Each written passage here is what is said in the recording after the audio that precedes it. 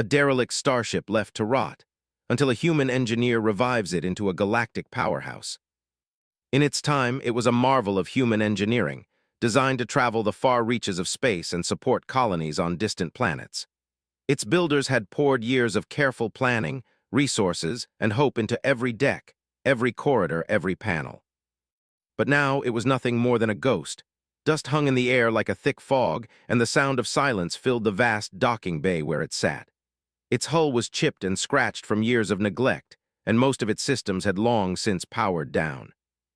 The bright lights of the shipyards did little to illuminate the dark corners of the Astrius, leaving it to quietly rot like a forgotten relic. Once, the Astrius had been a symbol of progress. It had been launched with fanfare, with speeches from admirals and engineers alike, promising that it would lead humanity to new stars. But the future had other plans. New technologies had emerged, faster ships had been built, and government budgets had shifted. The grand plans for the ship had fallen apart, leaving it obsolete before it had even truly begun its mission. Slowly, over the years, the pride and excitement surrounding the vessel had faded. Where once people had dreamed of adventures across the galaxy, now the ship was only a shadow of its potential, gathering dust in a forgotten corner of the shipyard. Docking Bay 17, where the Astrius rested, had become almost mythical among engineers and space travelers. No one wanted to go near it, and rumors had grown around its empty decks. Some said it was cursed. Others said it was impossible to fix, that its systems were too old, too damaged, and too far gone. Stories circulated of engineers who had tried to enter the ship, only to give up in frustration or leave it in despair. By now, the ship was known more for what it had failed to do than for what it might have achieved. Into this quiet, abandoned world stepped Elias Verne. Elias was not a famous hero of the fleet, nor was he a wealthy inventor with resources at his command. He was a systems engineer with a particular skill for working on older, neglected technology. Where others saw decay and hopelessness, Elias saw potential. He had spent years restoring small starships, solving problems that others had given up on, and breathing new life into machines that were written off as useless. The Astrius was bigger, older, and far more challenging than anything he had attempted before, but he believed it could be revived. Elias had been waiting for the opportunity for years. When the shipyard announced that it would sell the Astrius for scrap, he knew it was his chance. He used his savings and secured a private loan, a risky move that made even his closest friends shake their heads. Everyone thought he was throwing his life away. After all, the ship had been abandoned for 17 years. Its systems were outdated, many of its components were missing, and it had been exposed to space, whether that had left parts of its hull weakened. For most people, it was a hopeless project. But Elias did not see a hopeless ship. He saw the bones of a vessel that had once been remarkable, and he believed he could bring it back to life. The first time Elias stepped onto the Astrius, he felt a mixture of awe and unease. The corridors were silent, with layers of dust covering the once polished floors. The lights flickered weakly, powered only by a minimal emergency system. Panels hung loose from the walls, and some doors wouldn't even open. It was hard to imagine that this same ship had once been celebrated as a marvel of design. Yet, despite its broken state, Elias could sense the potential beneath the neglect. He could see how the ship's layout, the way the decks were organized, and the hidden redundancies in its structure made it unlike anything built in recent years. There was strength here, buried under years of abandonment. For weeks, Elias worked slowly, carefully exploring every corridor, every chamber, and every control room. He mapped the systems, noting which ones were completely destroyed, which ones could be repaired, and which could be adapted with his knowledge. Many nights he slept in the auxiliary quarters of the ship, setting up a small camp with a cot, some supplies, and a toolkit. The ship became both his challenge and his companion. He spoke aloud sometimes, running through procedures or imagining how systems would respond once they were restored. The Astrius was no longer just a machine. It had become a puzzle, a friend, and a goal all at once. One of the first challenges Elias faced was the power core. It had been inactive for years, and the wiring had degraded. The emergency power system allowed only minimal light, and even that flickered unpredictably. He spent days cleaning circuits, replacing components, and carefully testing connections.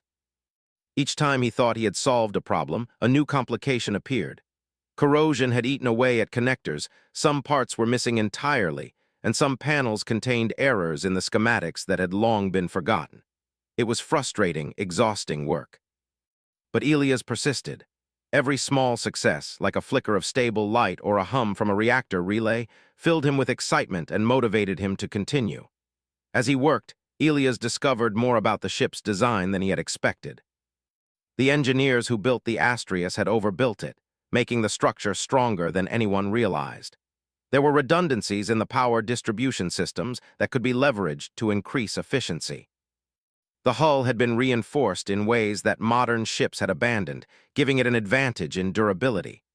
The ship was not simply old, it was underused, a vessel built for possibilities that had never been explored.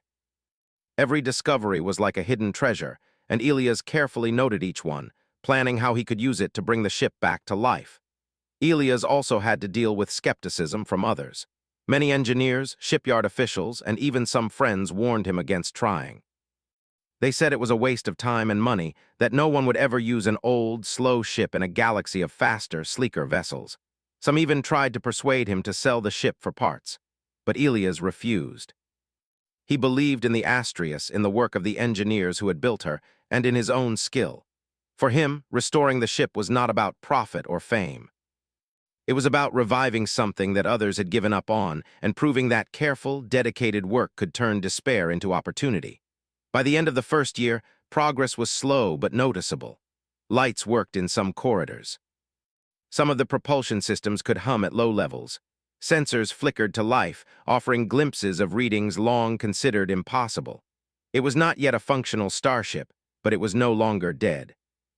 The Astrius had begun to awaken, responding to Elias' careful interventions. He began to feel a sense of partnership with the ship, as if it recognized his efforts and responded with its own small gestures of life. Every day brought challenges, but also small victories, each one making the impossible seem a little more possible. Working alone for so long also gave Elias time to reflect on the past. He thought about the engineers who had designed the ship, the dreams they had carried, and the mistakes that had led to its abandonment. He wondered how the galaxy would judge their work, and whether people would remember the ship at all. In a way, restoring the Astrius was a tribute, a way of honoring the skill, hope, and ambition of those who had built her. It was not just a technical challenge.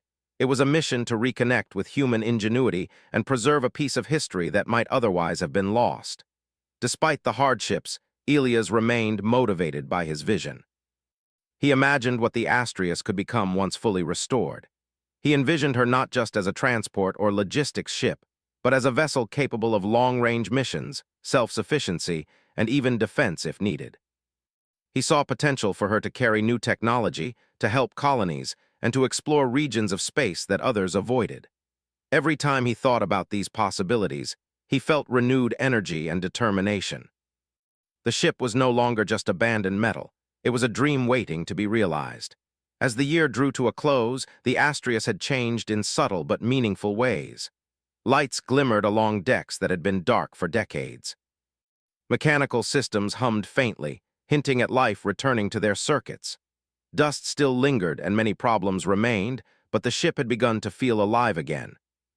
To anyone who saw it, she might still appear broken, but to Elias, she was a living project, full of promise and potential. The first step had been taken, and the journey of revival had begun. What had once been forgotten and abandoned was now stirring, slowly returning to the galaxy that had left it behind. Elias knew the road ahead would not be easy. Years of work lay ahead, filled with technical challenges, moments of doubt, and obstacles that would test every skill he possessed. But he also knew that the rewards could be extraordinary.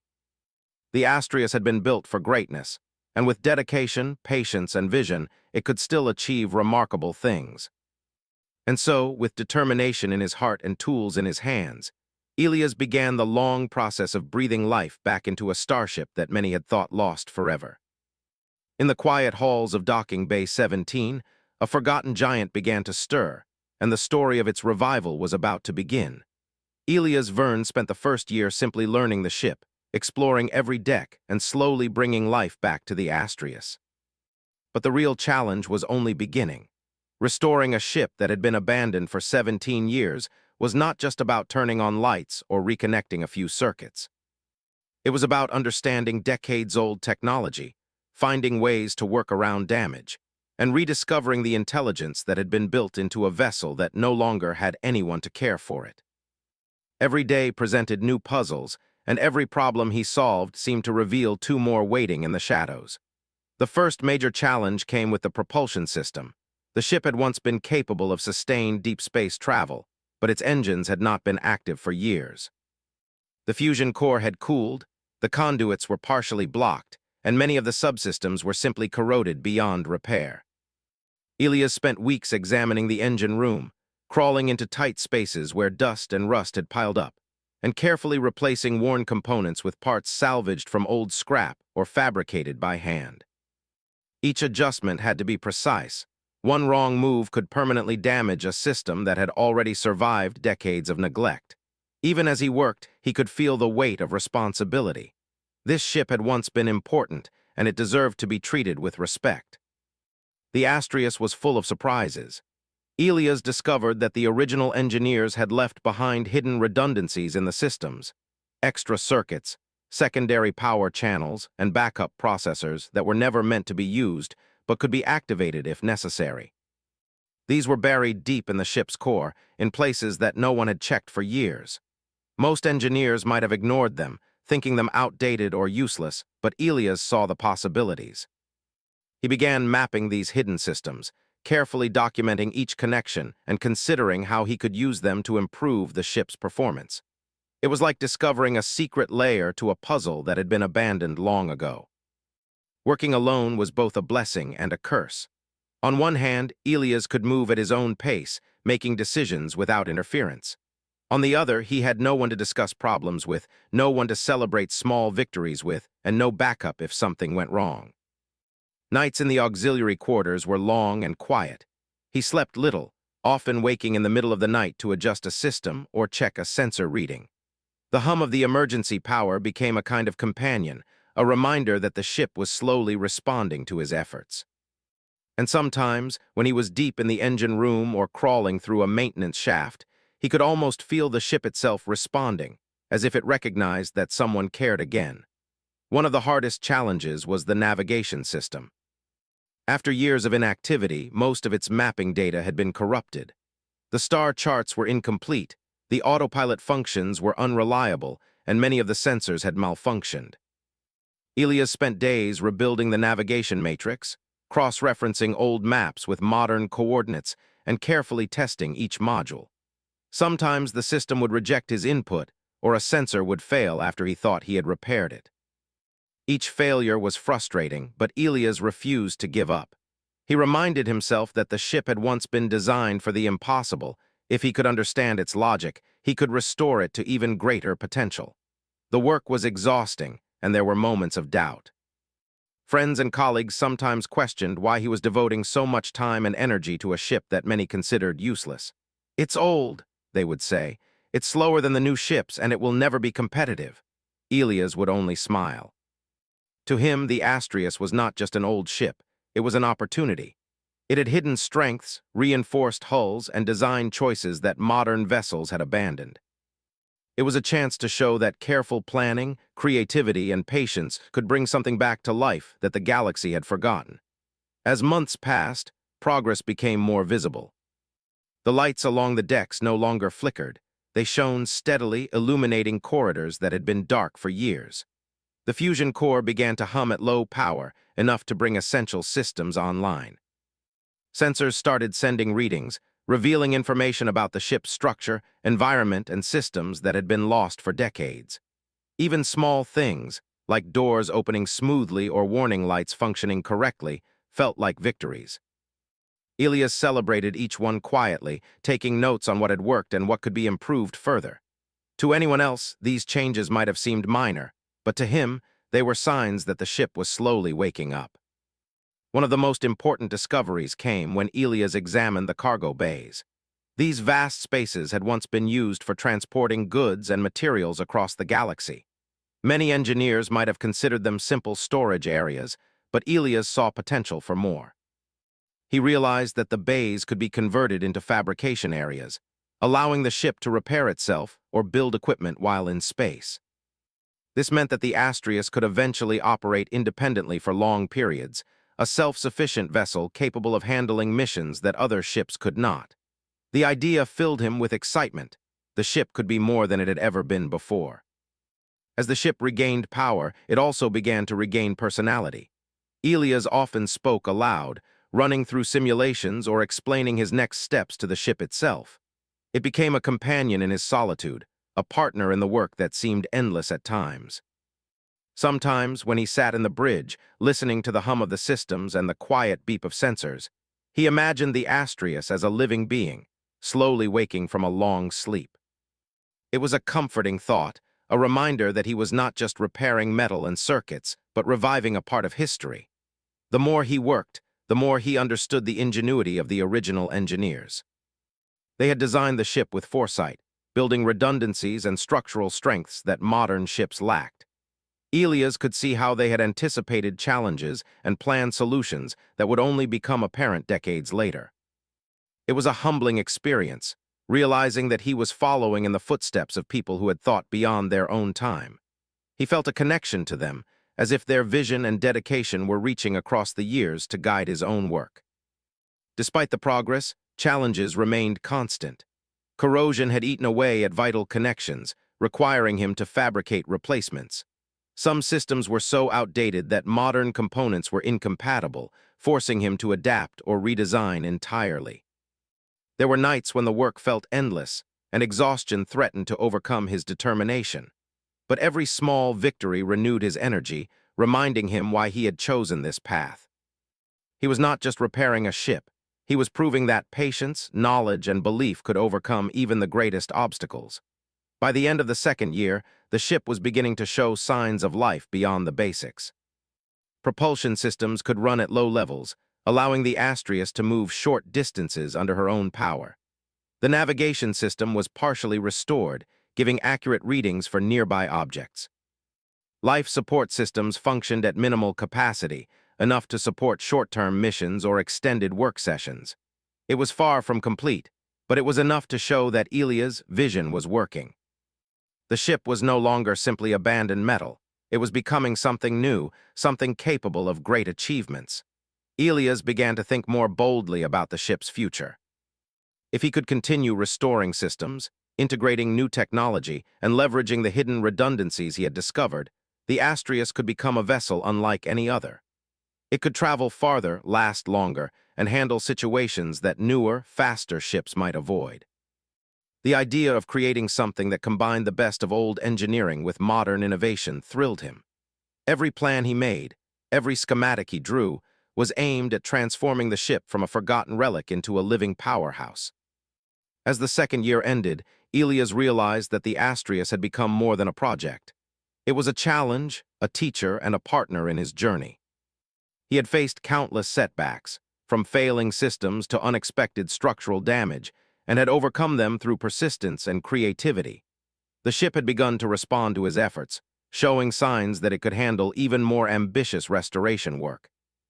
Elias knew that the road ahead would be long and difficult, but he also knew that the rewards could be extraordinary. The Astrius was waking up, and with each passing day, it was becoming more than anyone had thought possible. By this time, the story of Elias and the Astrius had begun to circulate quietly in the shipyards. Some engineers, who had once doubted him, began to take notice. They saw glimpses of the ship's revival, lights glowing in previously dark corridors, systems humming with power, and small movements that hinted at life. While most still thought the project was risky, a few began to admire his dedication and vision. Elias paid little attention to the opinions of others. His focus remained on the ship, on the work that had consumed him for 2 years, and on the dream of bringing the Astrius fully back to life. Through it all, Elias never lost sight of the core principle that had guided him from the beginning: respect for the ship and its creators. He treated every system, every panel, and every deck with care. He celebrated the successes of the original engineers, learning from their foresight and ingenuity. And he continued to believe that the Astrius had a purpose beyond what anyone had imagined. Slowly, steadily, and with unwavering determination, Elias was transforming a derelict starship into a vessel with a future. By the third year, Elias Verne was no longer just restoring the Astrius. He was reinventing it. The ship had regained enough power and stability to function in short bursts, but Elias saw its true potential lay far beyond its original design. Where others would have settled for merely repairing the ship to working condition, he dreamed of something greater, a vessel capable of going further, lasting longer, and adapting in ways that no other ship could. It would not just be a restored ship, it would be a powerhouse, a symbol of ingenuity and proof that determination could breathe life into what others had abandoned. The first step was to reimagine the propulsion system. The original engines had been sufficient for transport missions, but Elias wanted more. He studied every line of wiring, every conduit, and every detail of the reactor. He realized that the fusion core had been underused. The original engineers had built it with extra capacity that had never been tapped. By carefully rerouting power through hidden redundancies and installing modern control modules, he could safely push the engines to performance levels that had never been achieved. It was a delicate balance. One wrong adjustment could overload the system and damage the core permanently. But Elias was meticulous, measuring, testing, and recalibrating each adjustment until he had a system that was both stronger and more efficient. At the same time, he focused on the ship's defensive systems. The Astrius had never been designed as a warship, but Elias understood that in the unpredictable galaxy, even transport missions could face danger. He found unused energy channels in the hull and rewired them to power adaptive shields. These shields could respond to different threats, absorbing damage more effectively than the original design. He reinforced critical sections of the hull with modern alloys, increasing the ship's durability without overloading its structural supports. Each modification was a combination of old engineering genius and modern innovation, creating a vessel that could endure far more than anyone expected. The cargo bays, once simple storage areas, became another focus of innovation. Elias converted them into modular fabrication zones, capable of building equipment, repairing parts, and even producing small drones for exploration. He installed advanced AI-assisted systems to manage the bays, allowing the ship to operate with a high degree of autonomy. The Astrius could now function independently for long periods, making repairs and adapting to changing conditions without relying on outside support. It was a radical departure from the original purpose of the ship, but Elias believed in maximizing the potential of what was already there. Every system Elias upgraded required careful testing. He would bring one subsystem online at a time, monitor its performance, and make small adjustments as needed. Sometimes the ship reacted unpredictably, forcing him to pause and rethink his approach. Sensors would misread data, power spikes would threaten circuits, and mechanical parts would sometimes fail under stress. Each problem was frustrating, but Elias approached them as learning opportunities. Slowly, he built confidence that the ship could handle more complex operations, and with every successful test, his vision for the Astrius grew bolder. Beyond technical work, Elias had to consider strategy. If the ship was going to become more than a restored relic, it needed purpose. He began imagining missions the Astrius could undertake, delivering supplies to distant colonies, responding to emergencies, exploring uncharted regions, and providing independent defense for areas beyond fleet protection. He drew maps, simulated scenarios, and adjusted systems to ensure the ship could handle every challenge. Each decision reinforced the idea that the Astrius could be more than it was. It could be a powerhouse capable of shaping events across the galaxy. One of the most exciting breakthroughs came with the ship's AI system. Originally, it had been designed for basic navigation and system monitoring, but Elias upgraded it to manage multiple systems simultaneously, make recommendations for repairs, and even assist in decision-making during missions. The AI became a partner, analyzing data, predicting potential issues, and helping Elias optimize every subsystem. With the AI handling routine tasks, Elias could focus on creative problem-solving, designing upgrades, and planning ambitious missions. The ship had gone from a dormant machine to an intelligent system capable of supporting its own revival. As the months passed, the Astrius began to move beyond the shipyard. First, Short trips within Docking Bay 17 tested propulsion and maneuverability. Then, with careful preparation, Elias guided the ship into nearby orbital lanes, moving cautiously but deliberately. Sensors, shields, and engines were tested under real conditions, revealing weaknesses that had been invisible on the static test bench. Each flight added to Elias' understanding, allowing him to refine systems further. The ship was becoming more confident, almost as if it understood its own capabilities. Word of the Astrius revival began to spread. At first, it was small whispers among engineers and technicians. Some were skeptical, others curious. But when the ship began performing complex maneuvers, demonstrating stable shields, and operating autonomously in space for days at a time, the whispers grew into amazement. Many people who had once dismissed the project began to pay attention, and a few even offered support. Elias, however, remained focused on his own vision, determined not to compromise the ship's unique strengths for fame or short-term gain. The true test came when a border crisis erupted in a remote sector. Pirates had been raiding independent colonies, taking advantage of slow fleet responses. The situation required a vessel capable of speed, endurance, and adaptability, a combination that few ships could achieve. Elias saw this as the perfect opportunity to test the Astrius. After months of careful preparation, he guided the ship out of the shipyard and into the open galaxy, navigating through sectors that were usually avoided by conventional ships. The voyage was challenging, with debris fields, asteroid clusters, and unexpected solar activity. But the Astrius handled each obstacle with a combination of engineering strength and adaptive AI guidance. When the ship arrived near the affected colonies, it demonstrated its full capabilities. The modular fabrication bays were used to repair damaged infrastructure. Drones scouted areas too dangerous for human crews. Shields protected the ship from attacks, while cargo holds delivered supplies to settlements in need. It was a stunning demonstration of versatility and resilience. Even pirates who attempted to intercept the ship found themselves outmaneuvered by systems they could not understand. For Elias, it was validation. The Astrius was no longer just a restored ship. It had become a vessel that could operate independently, make a difference, and redefine what a single starship could achieve. The success of the mission brought recognition, but Elias did not seek accolades. Instead, he focused on refining systems, improving efficiency, and expanding the ship's capabilities. He began training a small crew, teaching them not only the technical systems, but also the philosophy that had guided him: respect for the ship, patience in problem-solving, and the belief that even the most forgotten or abandoned object could become extraordinary with vision and care. The Astrius was no longer a solo project. It had become a vessel for a team, a platform for learning, and a symbol of what determination could accomplish. Elias also began exploring new innovations.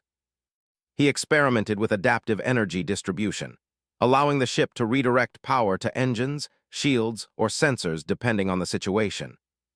He developed contingency systems that could automatically respond to damage, rerouting power or activating backups without manual intervention. He even began integrating experimental propulsion tweaks, taking advantage of the ship's reinforced core to achieve bursts of speed that were previously impossible for a vessel of its size. Each success added to the growing legend of the Astrius, reinforcing the idea that it was a ship unlike any other. Through all this work, Elias remained humble. He never forgot the ship's origins, the engineers who had built it, or the years it had spent abandoned. He treated each system with care, documenting changes meticulously, and ensuring that future crews could understand the ship as thoroughly as he did. His approach was a blend of reverence for the past and innovation for the future, a philosophy that would define the Astrius for years to come. By the end of the third year, the Astrius had become a true powerhouse. It could travel longer distances than any ship of similar size, adapt to unexpected threats, and operate independently for extended periods. Its modular systems allowed it to tackle diverse missions, from supply runs to emergency response, and its AI-assisted systems made it more intelligent and responsive than many modern vessels. The ship had been transformed from a forgotten relic into a vessel of legend, capable of achieving feats that few would have believed possible. Elias looked out from the bridge, surveying the stars that stretched endlessly before him.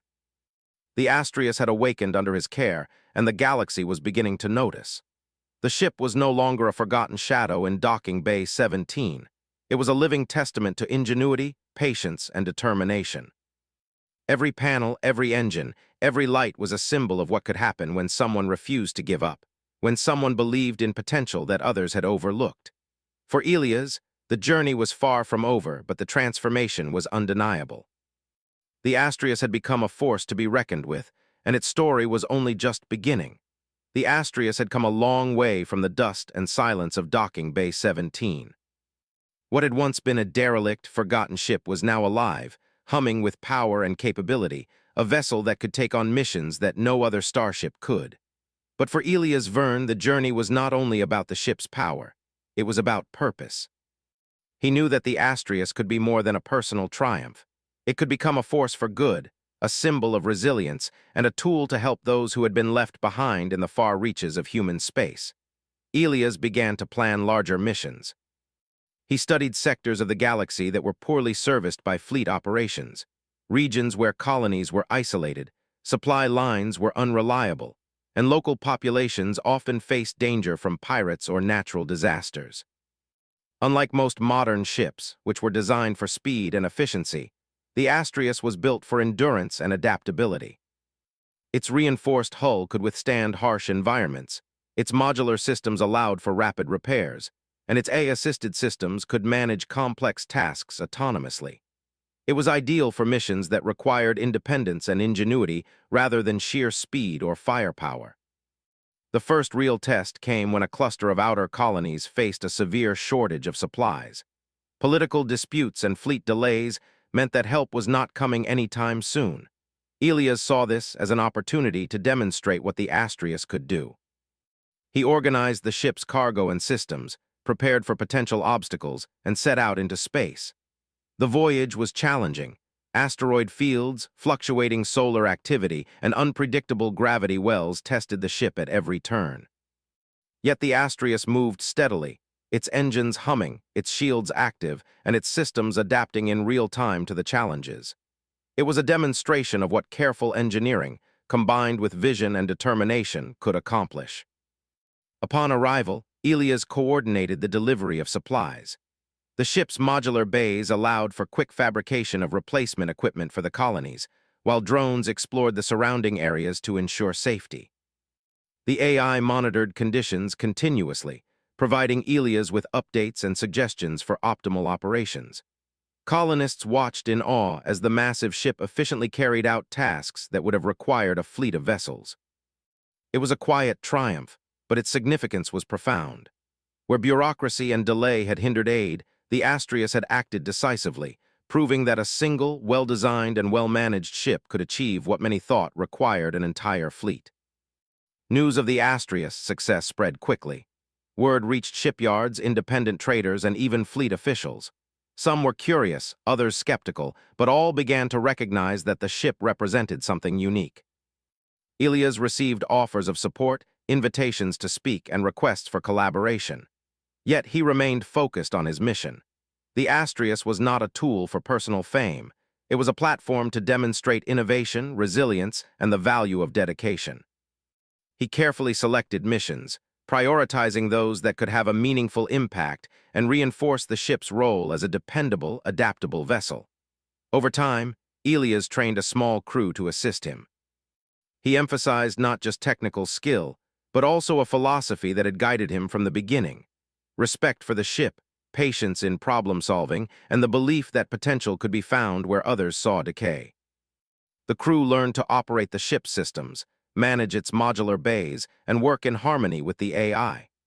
They also learned to appreciate the history of the Astrius, understanding the craftsmanship and vision of the engineers who had designed it decades earlier.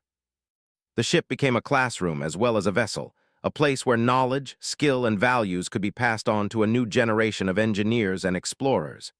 With the crew in place, the Astrius expanded its operations.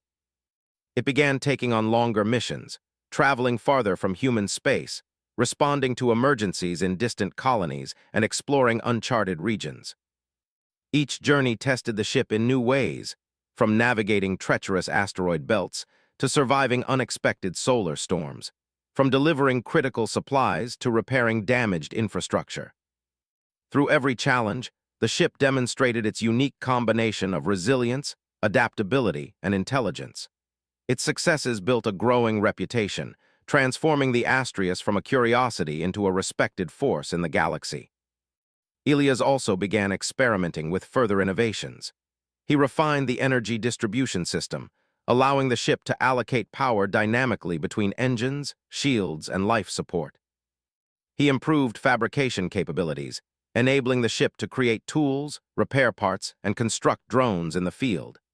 He even explored ways to enhance the ship's sensors, giving it a broader range of detection and analysis for environmental and tactical situations.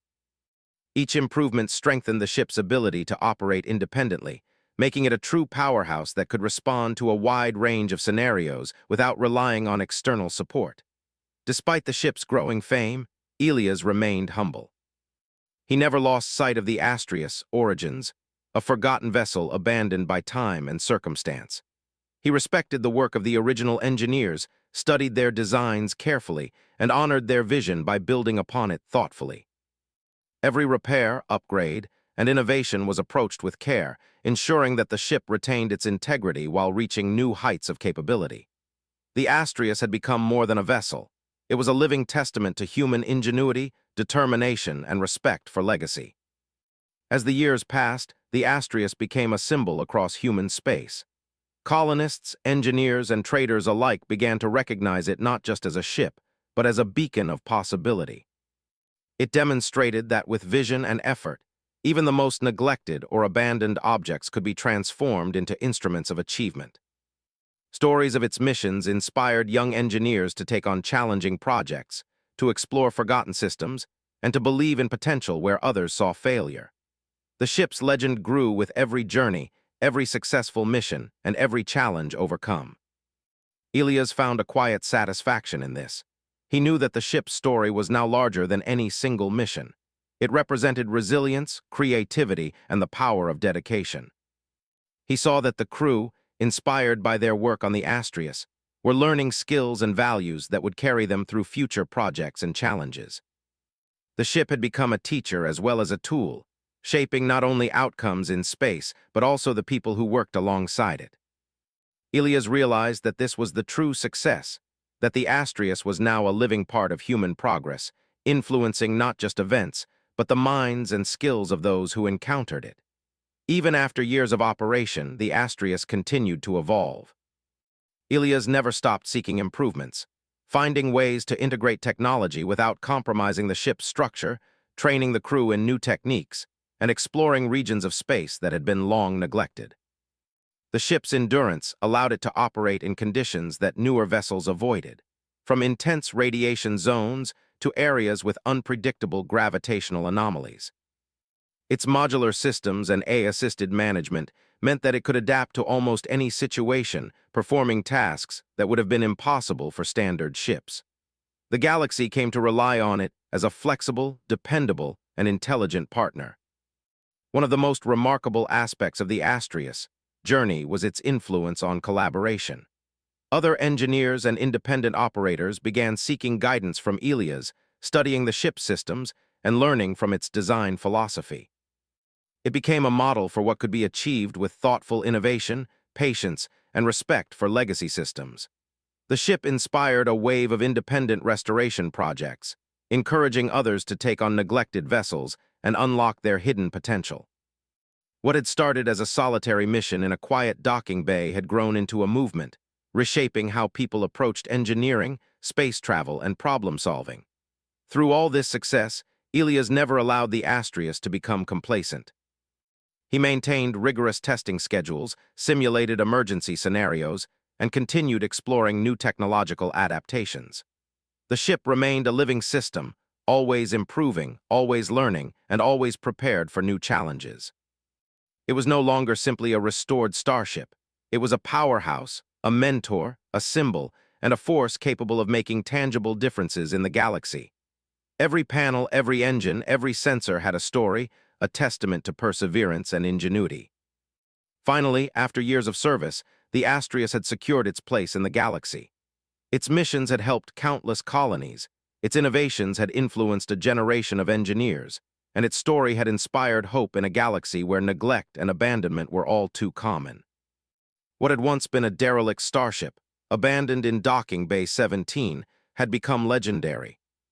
It was proof that sometimes progress does not come from the newest, fastest, or most advanced vessel, but from careful vision, persistent effort, and the courage to believe in something others have given up on. Elias Verne looked out from the bridge, observing the stars that stretched endlessly before him. He remembered the first day he had stepped onto the Astrius, the dust and silence, the skepticism of others, and the overwhelming challenges ahead. Now, years later, the ship moved with confidence, its systems operating in harmony, its crew skilled and inspired, and its missions leaving positive marks across human space. The journey had been long and difficult, but the result was extraordinary. The Astrius was no longer a forgotten ship. It had become a symbol of resilience, innovation, and the enduring potential of human ingenuity. In every port it entered, in every mission it completed, and in every story told about it, the ship carried the lesson that determination, respect, and vision could turn what was once abandoned into something powerful, respected, and unforgettable. For Elias and his crew, it was a living legacy, proof that even in the cold, vast expanse of space, hope and persistence could shine brighter than any star.